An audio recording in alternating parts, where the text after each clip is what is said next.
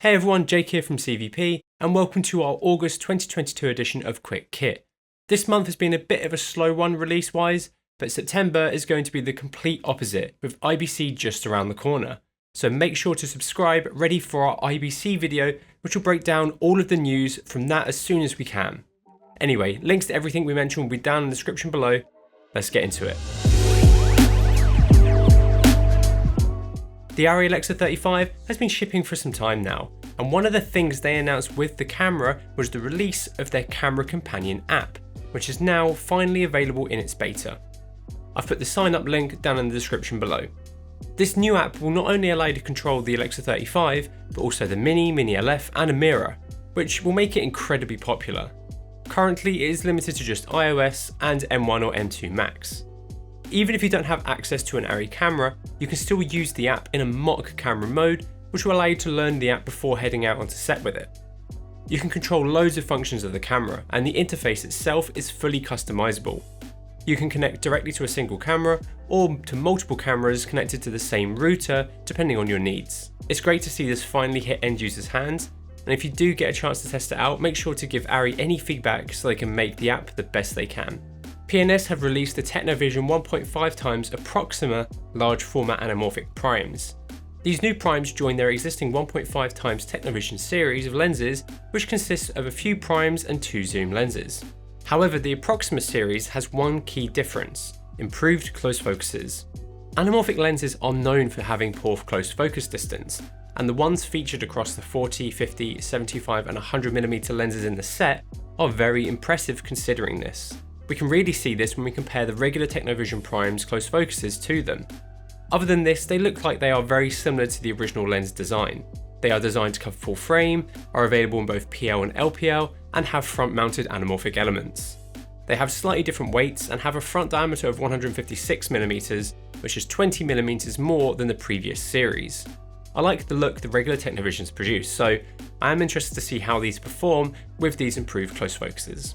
The red V-RAPTOR XL is now finally fully announced and available to order.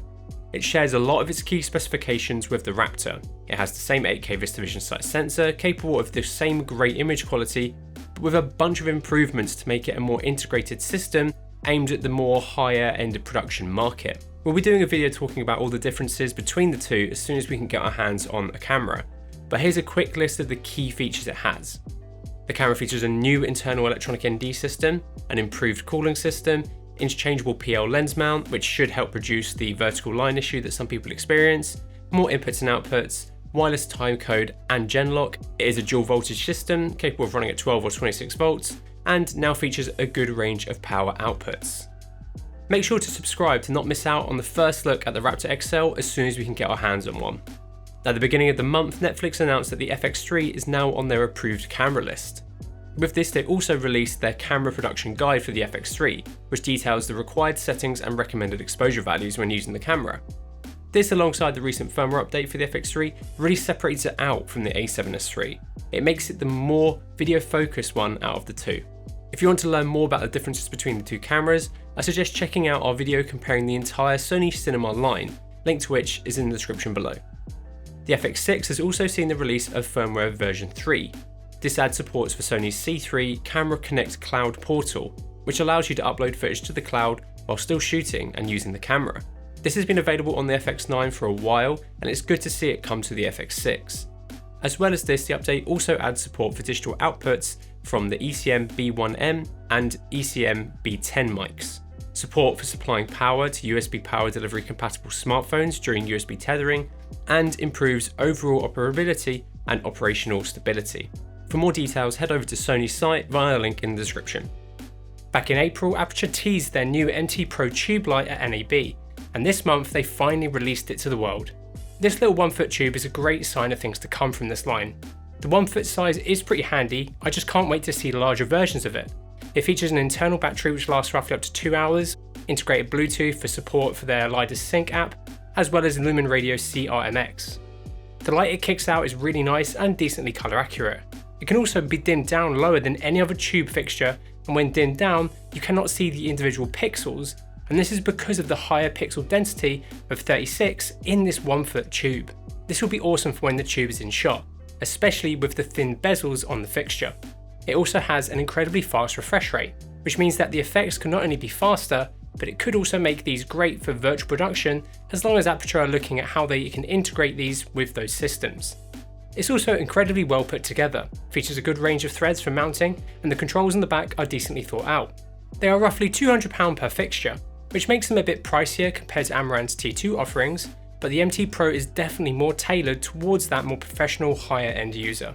Both Samyang and MEIKE have released 135mm cine lenses. The Samyang 135mm T2.2 is their latest addition to the XEEN CF line. It is available in PL, EF and E mount and features similar specs to the rest of the CF line, so 11 aperture blades, 95mm front diameters and 200-degree focus throw. This will most likely give you very similar looking imagery to the original XEEN 135mm, but I guess we will see that at IBC as Samyang will be showing it off there. The MEIKE 135mm T2.4 full-frame cine lens is available to order now, and it completes the 7-lens set.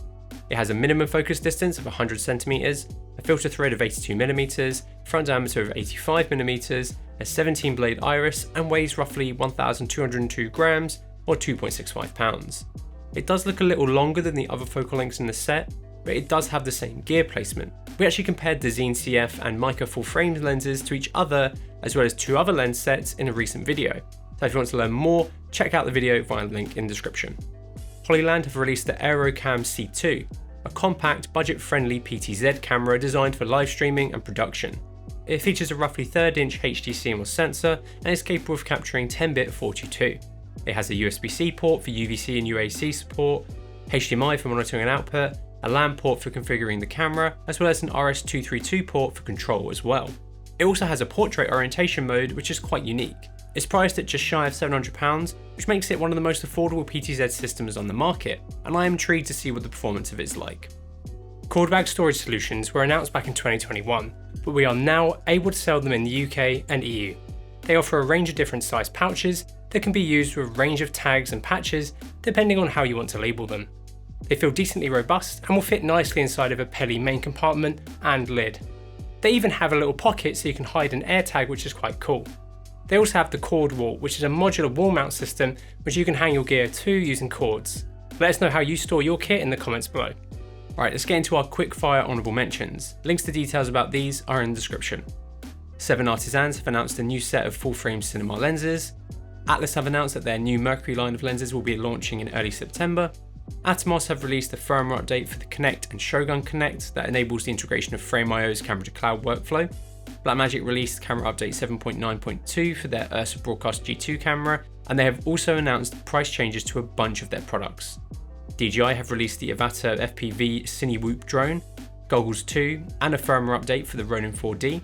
DZI Film have released some new adapters to their Octopus series. Insta360 have released the Link, an AI-powered UHD 4K webcam that looks pretty unique. Marshall has added autofocus to its PTZ cameras. Musashi Optics has closed down as a company, unfortunately. Rotolight has released an iOS and Android app for controlling the EOS 2 and Neo 3 lights. SanDisk has released a new range of Pro G Drive Enterprise USB 3.2 Gen 2 external hard drives in 5 different sizes. Sigma announced 2 new E and L mount Art Series primes, a 20 and 24mm f1.4 DGDN. Smorg has released a new wireless microphone system, the Forever W60 and the VT09 Octopus tripod. Sony released Vegas Pro 20. Tamron have announced the 20 to 40mm f2.8 Di3 VXD for Sony E-mount cameras. Teradek have announced integration with Sony's CI system with their Prism Flex and Serve 4K units. Tiffin announced a range of new 39mm screw-on filters. Tilta released an updated version of their Pocket Follow Focus and a set of lightweight dual handles for the DJI RS series of gimbals. And lastly, Vocas released the BP19 Mark II universal camera mounting system. If you enjoyed this, please make sure to subscribe ready for next month's quick kit, and let us know what your favourite bit of kit to come out this month is in the comments below. And thank you so much for watching.